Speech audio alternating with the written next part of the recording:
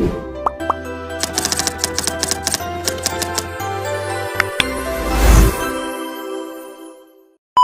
warahmatullahi wabarakatuh. Om Swastiastu, Namo Buddhaya, Salam Kebajikan. Kami dari SK5B akan membahas tentang Big Data Analysis, a review on theoretical contribution and tools used in literature. Sebelumnya, terima kasih kepada Bapak Dr. Firdaus, Magister Komputer yang telah membimbing kami dalam mata kuliah analisis Big Data ini. Next slide. Oke, sebelumnya perkenalkan kami dari SK5B yang beranggotakan saya sendiri, Muhammad Arif Abdillah. Di sebelah kiri saya ada Catherine Monica dan di sebelah kanan saya ada Dewi Purnama. Next slide. Oke, jadi kami di sini akan membahas Big Data, di mana Big Data itu terbagi menjadi dua ya, yang mana yang pertama itu ada sistem literatur review Big Data, dan yang kedua itu ada Big Data Theoretical Scenario yang membahas tentang tools dan teknologinya. Nah, dua subbab ini terbagi-bagi lagi menjadi beberapa bagian, yang mana di sistem literatur review ini terbagi menjadi 3 bagian, dan yang Big Data Tools and Technology ini terbagi menjadi 5 bagian. Nah, pembacaan di sistem literatur review ini akan dibacakan oleh Dewi Purnama. Kepada Dewi Purnama dipersilakan.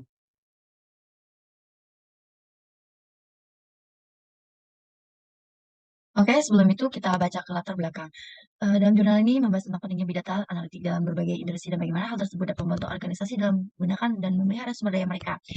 Dan di sini juga ada dua bagian. Yang pertama itu tinjauan literatur sistematik yang melibatkan 118 artikel penelitian yang dipublikasikan dari jurnal terkemuka. Kemudian yang kedua ini ada penelitian empiris yang melibatkan pengumpulan dan analisis data untuk mengidentifikasi penggunaan utama big data analitik dalam berbagai industri. Juga mempunyai berbagai industri dan memberikan berbagai manfaat yang penting, yaitu ada 7. Yang pertama ada pengambilan keputusan yang lebih baik, peningkatan efisien operasional, personalisasi layanan dan pengalaman pelanggan, deteksi kecurangan dan keamanan, optimasi rantai pasokan, pengembangan produk dan layanan inovatif, serta pengelolaan sumber daya berkelanjutan. Oke, next.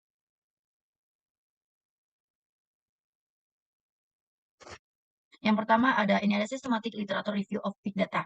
Untuk memahami perkembangan dalam literatur big data ini, langkah awal yang dilakukan itu mengidentifikasi sumber database yang dapat membantu menemukan literatur terkait big data yang telah dipublikasikan. Contohnya dalam jurnal ini kami bahas Scopus, mengenal Scopus sebagai salah satu database yang berisi artikel-artikel dari jurnal akademis yang luas dan memiliki artikel yang relevan terutama karena fokusnya pada literatur yang berkaitan dengan teknik dan manajemen. Yang kemudian dilanjutkan dengan mencari studi yang relevan untuk melanjutkan analisis seperti tabel yang ada di samping ini. Oke, next.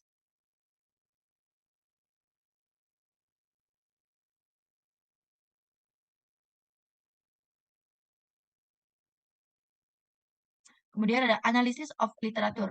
Bagian ini terbagi juga menjadi 2. Yang pertama, distribusi publikasi dan klarifikasi industri. Yang pertama, distribusi publikasi ini memberikan gambaran umum dari studi yang telah dipilih untuk peninjauan literatur sistematis. Sementara klarifikasi industri berusaha memberikan penerapan praktis dalam konteks industri dan manfaat yang dapat diperoleh dari penggunaan data besar. Distribusi publikasi juga merujuk pada cara atau mengolah atau pola di mana publikasi atau penelitian ilmiah yang disebarkan atau diterbitkan dalam berbagai sumber atau platform yang dilibatkan oleh faktor waktu, sumber, lokasi, dan jenis publikasi. Dan faktor dalam distribusi publikasi juga penting dalam evaluasi dan visibilitas penelitian ilmiah serta mengidentifikasi perkembangan dan tren dalam suatu bidang pengetahuan atau industri tertentu. Oke, next.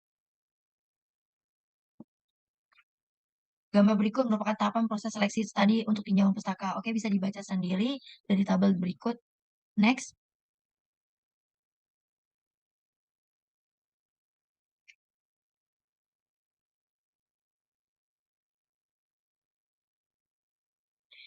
Ada industry classification. Industry classification mengacu pada praktik mengelompokkan perusahaan, organisasi, atau entitas bisnis dalam kategori atau sektor industri yang serupa berdasarkan karakteristik mereka.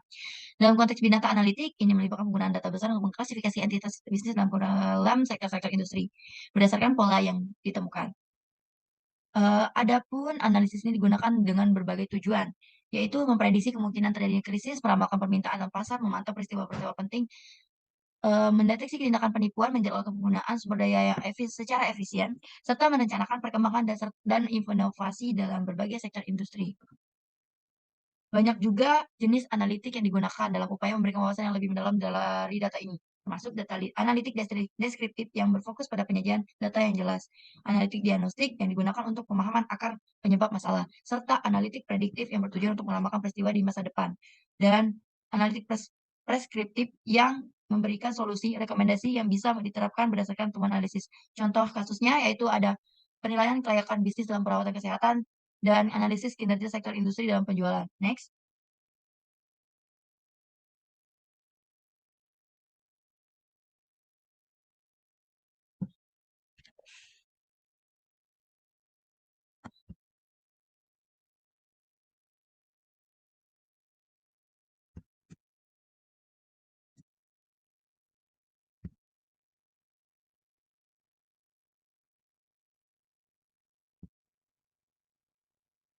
Kemudian ada consumer directionary. Consumer directionary atau konsumsi diskresioner adalah salah satu sektor dalam klasifikasi industri yang digunakan untuk mengelompokkan perusahaan-perusahaan yang beroperasi di bidang yang terkait dengan barang dan layanan yang cenderung dianggap sebagai barang opsional atau discretionary oleh konsumen. Dalam konteks klasifikasi industri ini seperti Global Industry Classification Standard atau North American Industry Classification System. Sektor ini juga mencakup berbagai jenis bisnis yang berkaitan dengan barang dan layanan yang tidak dianggap sebagai kebutuhan pokok tetapi merupakan pilihan konsumen. Contoh bisnis yang termasuk dalam sektor konsumen diskretionary meliputi yaitu ada industri hiburan seperti bioskop, kemudian ada retail seperti toko pakaian, industri perhotelan dan restoran, serta otomotif, termasuk penjualan mobil serta alat-alatnya. Kemudian ada public administration. Public administration sendiri adalah disiplin ilmu dan praktik yang berkaitan dengan manajemen dan pengelolaan lembaga-lembaga pemerintahan yang publik. Ini mencakup aspek termasuk perencanaan strategis, penganggaran, penyediaan layanan publik, pengambilan keputusan, dan administrasi umum dalam konteks sektor publik. Tujuan utamanya adalah atau fokus utamanya pada cara mengelola sumber daya publik seperti anggaran dan aset untuk mencapai tujuan pemerintah dan memberikan layanan yang berkualitas kepada masyarakat. Salah satu aspeknya adalah penyediaan pelayanan publik yang efisien. Ada pun contoh konkret penggunaan big data analitik dalam administrasi publik. Yang pertama itu ada analisis pola lalu lintas. Yang pemerintah kota menggunakan analisis data lalu dikumpulkan dari kamera pemantau lalu lintas dan sensor untuk mengoptimal rute transportasi umum. Kemudian next.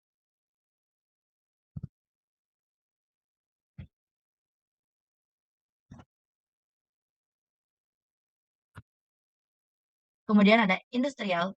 Industrial adalah istilah mengacu pada analisis data besar atau big data analitik yang diterapkan dalam konteks industri atau sektor industri tertentu. Dalam kerangka ini, industrial merujuk pada sektor ekonomi yang terlibat produksi, manufaktur, dan penyediaan layanan dalam lingkup yang lebih luas.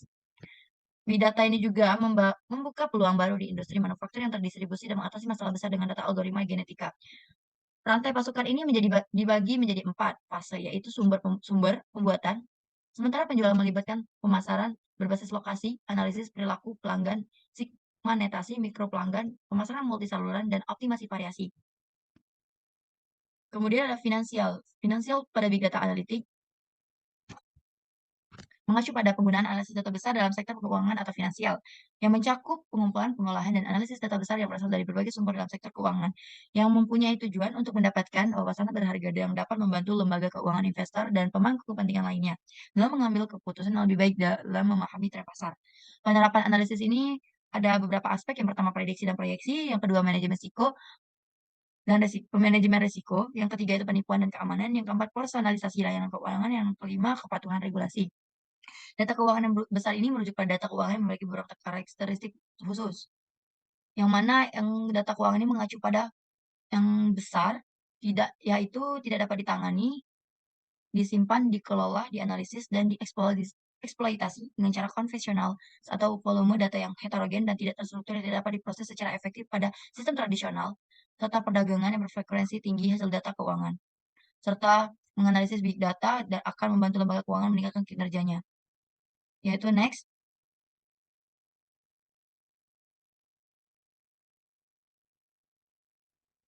Baiklah, jadi selanjutnya ada healthcare. Selanjutnya ada healthcare. Healthcare adalah layanan kesehatan sebuah tinjauan atau analisis yang dapat mengevaluasi kontribusi teoritis dan alat yang digunakan dalam literatur terkait analisis data besar atau big data analysis. Di bidang kesehatan, tujuannya adalah untuk memahami sejauh mana data besar digunakan dalam literatur kesehatan, teori-teori yang serta alat-alat atau metode yang digunakan untuk mengolah dan menganalisis data besar dalam konteks perawatan kesehatan. Dengan kata lain, healthcare dalam konteks ini mencakup semua aspek sistem kesehatan, termasuk pelayanan medis, manajemen, data pasien, analisis klinis, pemantauan kesehatan populasi, dan sebagainya. Tujuannya yaitu tujuannya mungkin untuk termasuk memahami sejauh mana analisis data besar telah diterapkan dalam sektor kesehatan, bagaimana itu mempengaruhi perawatan pasien, serta kontribusi teoritis dan alat-alat yang digunakan untuk mengelola dan menganalisis data besar dalam lingkup perawatan kesehatan. Selain itu juga mencakup studi kasus atau aplikasi nyata tentang bagaimana analisis data besar telah digunakan dalam perawatan kesehatan serta dampaknya terhadap penyedia layanan kesehatan pasien dan pemangku kepentingan lainnya. Panduan berikut diberikan kepada perusahaan. Yang pertama itu untuk menjaga keseimbangan investasi dalam kemampuan analisis data besar bersama dengan kualitas produk dan tingkat harga. Yang kedua, bagi perusahaan yang tidak berinvestasi dalam analisis data besar, bagaimana menyesuaikan tingkat kualitas dan harga optimalnya untuk bersaing dengan perusahaan yang berinvestasi dalam teknologi data besar, kualitas layanan.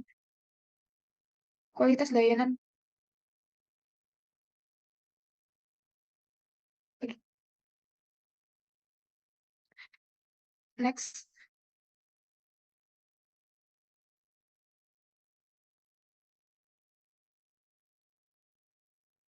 Next. Selanjutnya ada industrial. Selanjutnya ada Big Data Teknologi Skenario, Tools and Technologies, di mana dalam Big Data Tools terdapat beberapa bagian. Yang pertama, Big Data Analysis Platform and Tools. Yang kedua, ada database atau data warehouse. Yang ketiga, ada programming language. Yang keempat, ada search. Yang kelima, ada data aggregation dan transfer. Big Data Teknologi Skenario adalah istilah yang digunakan untuk menggambarkan lanskap teknologi yang digunakan dalam pengolahan, analisis, dan eksploitasi data. Big Data. Next.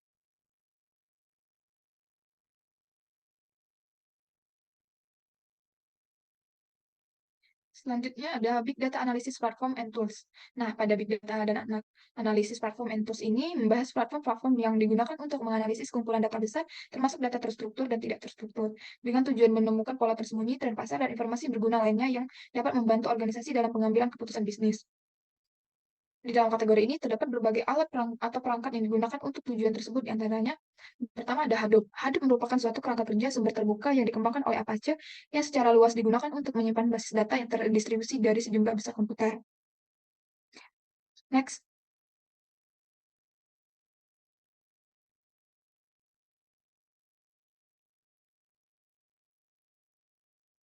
Yang kedua ada GridGain. GridGain adalah sebuah platform komputasi in-memory yang memungkinkan eksekusi query database berjalan dengan kecepatan in-memory. Dengan GridGain, query-query yang memiliki tingkat kompleksitas waktu yang tinggi dapat diselesaikan dalam hitungan detik berkat penggunaan komputasi in-memory, alih-alih penyimpanan data berbasis disk.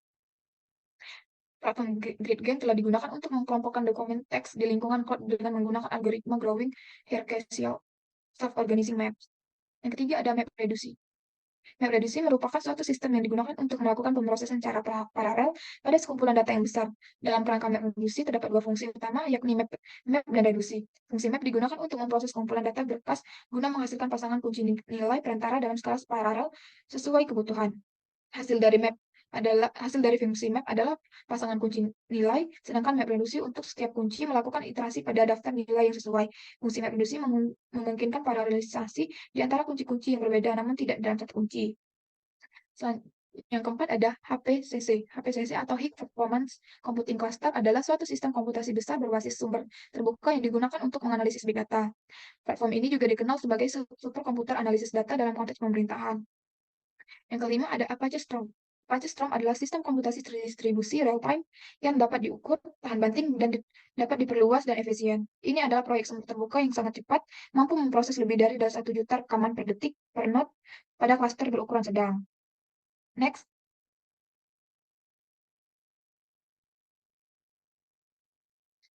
Selanjutnya ada database atau data warehouse. Database ini digunakan untuk transaksi online atau OLTP dan lebih fokus pada working operation, sedangkan warehouse ini digunakan untuk analisis online atau OLAP dan dioptimalkan untuk leading operation. Data warehouse membaca data history untuk mendukung keputusan bisnis dan memberikan kinerja tinggi untuk query analitis.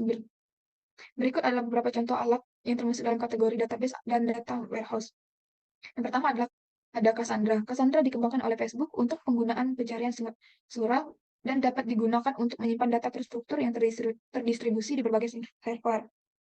Yang kedua ada MongoDB. MongoDB adalah basis data terdistribusi yang berorientasi pada dokumen dan menggunakan pasangan kunci nilai untuk menyimpan data. Ini sangat berguna untuk menyimpan data dalam teknologi identifikasi frekuensi radio. Yang ketiga ada CouchDB, adalah basis data penyimpanan dokumen tanpa skema dan fokus pada kemudahan penggunaan. JSON digunakan untuk penyimpanan data dan JavaScript digunakan untuk mengubah dokumen. Yang keempat ada Terraform. Terraform adalah basis data tanpa skema yang bersifat terdistribusi dan elastis. Terraform ini mendukung berbagai fungsi pembaruan bawaan dan dapat digunakan dengan berbagai bahasa pemrograman. Selanjutnya ada Hibari. Hibari adalah sistem penyimpanan NoSQL terkemuka yang konsisten, terdistribusi, dan beruntun. Ini memiliki performa yang baik dalam pengolahan data besar. Next.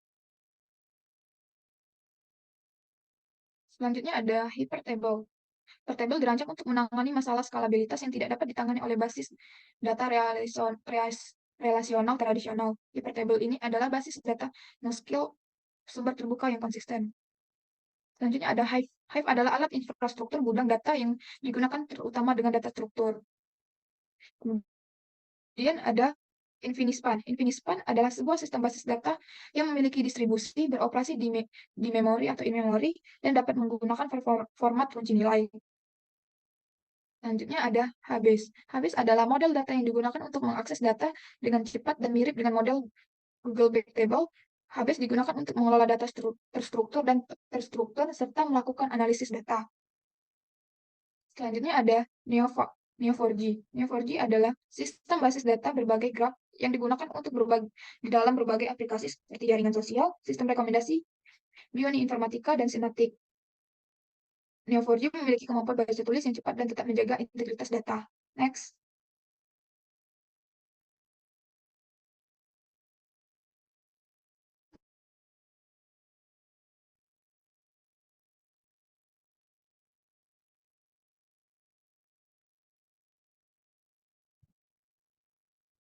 Selanjutnya ada database atau data warehouse, yaitu OrinDB.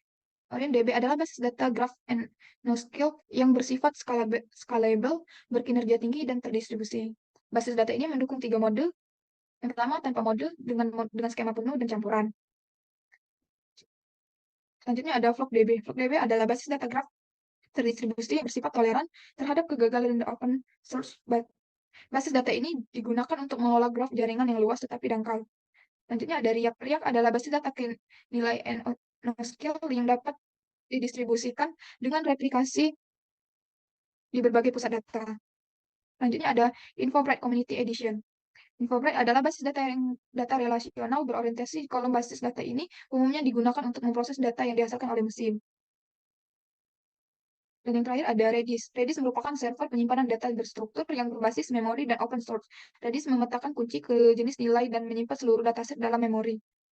Setelah penjelasan selanjutnya akan dilanjutkan oleh Muhammad Arif Abdillah.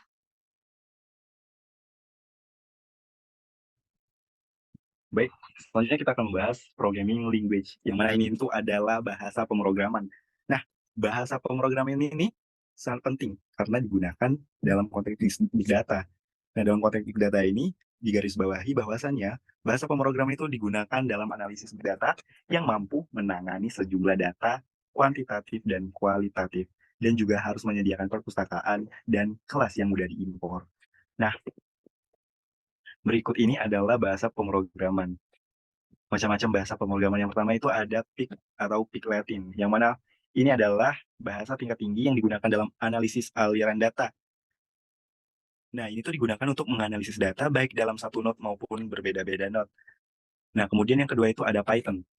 Python ini sering banget digunakan dan nggak asing lagi kalau misal kita dengar, karena Python ini sudah berkembang di mana-mana. Python ini bahasa pemrograman open source, portable, dan dapat diperluaskan, kemudian bahasa tingkat tinggi. Python ini memiliki dukungan dari komunitas yang besar dan berbagai perpustakaan yang luas. Bahasanya memungkinkan penulis kode dengan banyak fungsional dalam jumlah data yang sangat sedikit. Jumlah baris yang lebih sedikit maksud saya. Next slide. Oke, kemudian itu ada Julia. Julia ini bahasa pemrograman dinamis tingkat tinggi, open source yang dirancang untuk komputasi paralel dan distribusi. Nah, Julia ini mendukung jenis yang ditentukan oleh pengguna, Unicode, coroutine, penggantian ganda, makro, mirip Lisp, dan fasilitas metaprogrammer. Beberapa kerangka kerja di Julia ini sumber terbuka atau open source juga dapat digunakan dalam berbagai aplikasi, termasuk estimasi parameter persamaan diferensial parsial. Kemudian ada Go. Go itu adalah bahasa pemrograman tipe statis terbuka yang dikembangkan oleh Google. Nah, tipe data string dan peta bawaan serta memiliki dukungan untuk polimorfisme parametrik. Dan yang kelima maksud saya ada RL Studio. R Studio itu adalah bahasa pemrograman dan lingkungan perangkat lunak untuk komputasi statistik, yang mana R ini menyediakan berbagai fasilitas untuk penanganan, penyimpanan, serta visualisasi grafis dan analisis data. Next slide. Oke, kita akan bahas tentang Big Data Search atau pencarian, istilahnya pencarian Big Data. Nah, tool searching ini yang umumnya digunakan untuk data terstruktur tidak selalu cocok. Nah, walaupun proses pencarian pada data yang tidak terstruktur tetap mirip, komputasi distribusi dan teks big data perlu alat atau tools yang sedikit berbeda. Nah, di bawah ini tuh adalah beberapa tools yang membahas beberapa tool search yang relevan. Di antaranya ada Luken, sebuah mesin pencarian teks yang sangat kuat, dapat diperluas dan lengkap. Nah, yang kedua itu ada Source. Source itu tuh adalah platform pencarian perusahaan yang sangat andal, yang dapat diperluas dan toleran terhadap kegagalan yang dibangun. Next slide. Nah, itu yang kemudian ada agregasi dan transfer data. Agregasi dan transfer data ini membahas peran alat-alat agregasi data dan transfer dalam konteks proyek big data. Nah, kemudian kita akan membahas tools di agregasi transfer data. Yang pertama itu ada Scope atau Apache Scope, yang mana tools yang didesain untuk mentransfer sejumlah data secara efisien antara lingkup Hadoop dan basis data seperti MySQL, Oracle, dan sejenis. Nah, kemudian ada Flume. Flume itu adalah proyek Apache yang merupakan layanan distribusi andal dan tersedia. Flume ini mampu mengumpulkan, menggabungkan, mentransfer sejumlah data secara efisien. Next. Oke, ada Chukwa. Apache Chukwa itu sistem pengumpulan data sumber terbuka yang digunakan untuk memantau sistem distribusi yang besar. Kemudian ada Zookeeper. Zookeeper adalah server sumber terbuka yang dikembangkan oleh Apache juga dan digunakan untuk tujuan koordinasi dalam lingkungan distribusi. Kemudian ada Avro. Avro ini model sumber terbuka juga yang tersedia fasilitas serialisasi dan transfer data. Kemudian ada Ozi. Ozi ini sistem perencanaan alat kerja yang dapat diandalkan dan dapat diskalakan untuk mengelola pekerjaan Apache Hadoop. Terdiri dari 3 versi. Yang pertama itu ada mesin alur, yang kedua ada mesin koordinator, dan yang ketiga itu ada mesin bundle. Next slide. Oke, dari pembahasan tadi kita udah masuk kesimpulan nih, yang mana tujuan jurnal ini itu memberikan panduan kepada kita yang tertarik dalam analisis big data. Nah, langkah awalnya itu memahami area di mana big data telah diterapkan secara luas, sehingga kita itu dapat mengidentifikasi area yang belum layak dieksplorasi. Kemudian analisis big data itu diterapkan secara luas di bidang industri ya. Nah, termasuk di industri keperluan pelanggan, pemerintah, dan perusahaan. Nah, penerapan berbagai aplikasi seperti pemrosesan data secara media sosial, analisis tren, data, dan analisis taktik. Nah, kemudian selain itu, pada agregasi dan transfer data, masih perlu eksplorasi lebih lanjut dalam penutupan penggunaan tools dan teknologi big data adalah kunci untuk mengatasi tantangan 5V tadi yang kita bahas di awal dalam analisis big data. Dan pemilihan tools yang sesuai akan memungkinkan penyelesaian masalah yang kompleks. Nah, poin-poin itu mencerminkan bahwasannya analisis big data itu adalah area yang berkembang pesat dan masih memiliki banyak potensi penelitian di berbagai industri dan domain. Nah, mungkin itu saja pembahasan yang kami bahas di Zoom pada kali ini dan pada materi Big Data ini. Mungkin apabila kami ada salah kata, saya sendiri, Catherine Monica, dan Dewi Purnama, kami mohon maaf kepada Allah, kami mohon ampun. Sebelumnya terima kasih kepada Dr. Firdaus, Magister Komputer. Kami ucapkan terima kasih. Wassalamualaikum warahmatullahi wabarakatuh. Audio Jungle.